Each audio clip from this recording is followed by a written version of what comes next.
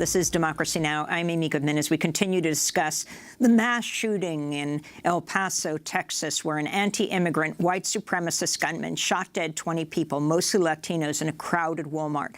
According to the New York Times, white extremist shooters have now killed at least 63 people in the United States over the past 18 months. Last month, FBI Director Christopher Wray told members of the Senate Judiciary Committee that crime driven by racism and white supremacy is on the rise compared to the previous year, and that his agency recorded around 100 arrests for domestic terrorism in the past 9 months. A majority of the domestic terrorism cases that we've investigated are motivated by some version of what you might call white supremacist violence. But former FBI agents say there's reluctance within the agency to tackle white nationalist violence, in part due to President Trump's rhetoric. Former FBI supervisor Dave Gomez told the Washington Post, quote, "There's some reluctance among agents to bring forth an investigation that targets what the president perceives as his base. It's a no-win situation for the FBI agent or supervisor," he said. Joining us now is Mike Cherman, fellow at Brennan Center for Justice at New York University Law School. He's the author of the forthcoming book, Disrupt, Discredit, and Divide: How the New FBI Damages Democracy. From 1988 to 2004, Mike Cherman served as an FBI agent specializing in domestic counterterrorism.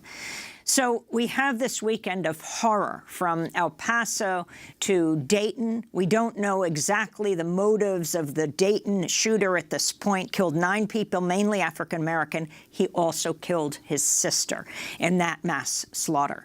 And we do know, however, what's being attributed a manifesto to the El Paso shooter, who is in custody and apparently talking to the authorities, when he went into one of the most Latino Walmarts in America and just started shooting.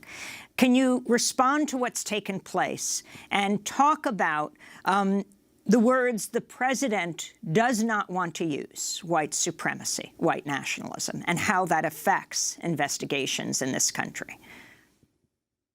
So President Trump, from the time he was first announcing his candidacy, was using very divisive rhetoric that fit very well into the white nationalist ideology, and identifying the targets that were the them that we needed to protect us from, and those tend to be immigrant communities. And I think that gave white nationalists a bit of comfort that their ideas had permeated into the mainstream. And we saw a lot of these white nationalists become part of the mainstream conversation when mainstream media started interviewing them about the candidacy of Donald Trump. So unfortunately, as we've seen the violence increase from these public rallies and riots, we haven't seen a law enforcement response that would dissuade this kind of violence. So there's this idea that the violence is sanctioned, and that's when it becomes very dangerous, when these white supremacist groups believe that the government actually approves of their conduct and is encouraging them to act. And that's what I think is very dangerous right now. And unfortunately, the federal government has not reacted in a way to dissuade this kind of violence. You know, like the day before Mueller testified, all the attention on Mueller, Christopher Wray testified before the Senate, and he raised this issue of domestic terrorism, of white supremacy. He's a Trump pick here for head of the FBI. That got very little attention. So what does the government understand that it's not investigating? What reports have been suppressed around the rise of white supremacy, domestic terrorism? So I appreciated Director Wray's statements that white supremacy presents a persistent threat in the United States.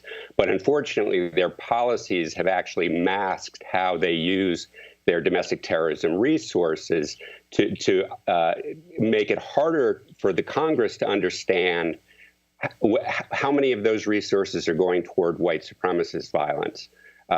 Senator Durbin, back in 2017, introduced a bill, the Domestic Terrorism Prevention Act, that would have required the FBI to document how many incidents and fatalities were a result of each category of domestic terrorism in the domestic terrorism program, and then how many investigations and prosecutions occurred in each category, which I believe would have shown a disproportionate investigations against groups that were not nearly as violent as white supremacists.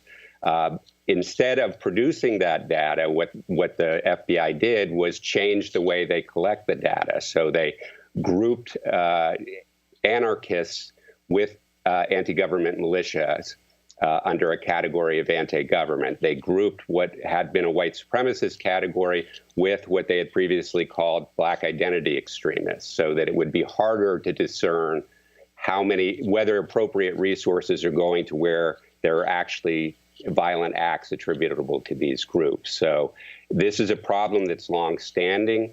The Justice Department, as a matter of policy and practice, has deprioritized the investigation of white supremacists. And we talk about a rise in white supremacist violence. But the truth is, we don't know whether there's a rise because nobody actually accounts for this violence. The federal government today doesn't know how many white supremacists kill people each year. And they haven't been keeping these records, even as counterterrorism became its #1 priority. So what they need to do is change these policies. Recently, some former and current Justice Department officials have been arguing that they need new laws, that there aren't sufficient laws. Well, I worked these cases in the 1990s, and nobody suggested we didn't have enough law. In fact, there are plenty of laws, and we wrote a report at the Brennan Center last year, Wrong Priorities on Fighting Terrorism, to show the scope of the laws, not just 52 terrorism laws that apply to domestic terrorism, but 5 federal hate crime statutes addressing the kind of crimes that white supremacists often commit, organized crime statutes that would prevent the organized groups that act violently and persist because their members can replace one another, and also other conspiracy statutes. So there are plenty of laws. It's a matter of policy. And as a matter of policy, the Justice Department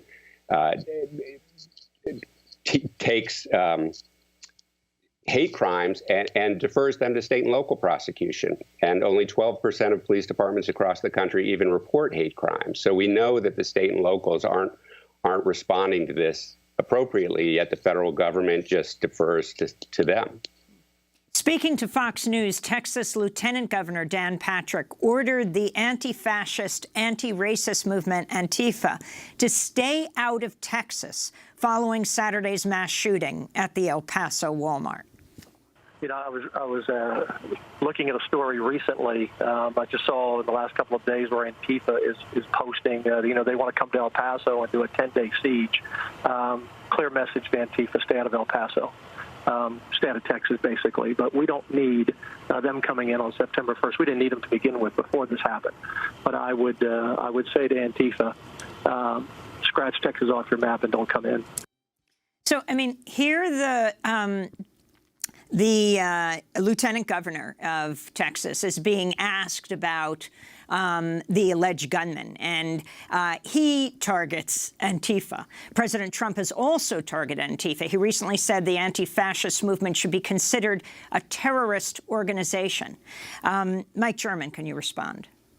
Yeah, it's troubling because this is bubbling up from these far-right white supremacist websites into the mainstream, not just in the media, but now from government officials. So it's quite troubling that there's this distraction, right? The Antifa, the anti-fascist, anti-racist groups, there are no fatalities in the United States resulting from these groups for at least a couple of decades. So why we're even talking about that in a counterterrorism context when you have groups that are killing people, and we're not responding to those groups in a way that's comprehensive and helps us really understand the problem so we can address it more properly. In fact, today, I mean, this is all so horrifying. I think El Paso and Dayton were something like the 250th and 251st mass shootings this year. Then going back years, I mean, just today, August 5th, is the 7th anniversary of the Oak Creek mass shooting at a Sikh temple in Wisconsin, in which 6 Sikhs were killed. Absolutely. And it's troubling because they've had this tacit support from the government. They've had this laxity in law enforcement following up from when they commit public violence that I believe they've been able to recruit in a way that wasn't possible in 1990s when I worked this issue. So I'm concerned that typically, if you look through history, you tend to see a lot more political violence around elections. And because they've had this space to recruit and this tacit support from the government, that they can become much more dangerous. And unless the government starts responding very differently very soon, I'm afraid that we're only going to see more of this. I want to thank you very much for being with us, Mike German, fellow at Brennan Center for Justice at New York University Law School, author of the forthcoming book, Disrupt, Discredit, and Divide, How the New FBI Damages Democracy. And on that issue of this being the 7th anniversary of the Sikh temple massacre, in which 6 people were killed. The shooter was a white supremacist and veteran. He died by suicide that day. This is Democracy Now! When we come back, what are the Democrats afraid of as the NRA, the National Rifle Association, implodes? Stay with us.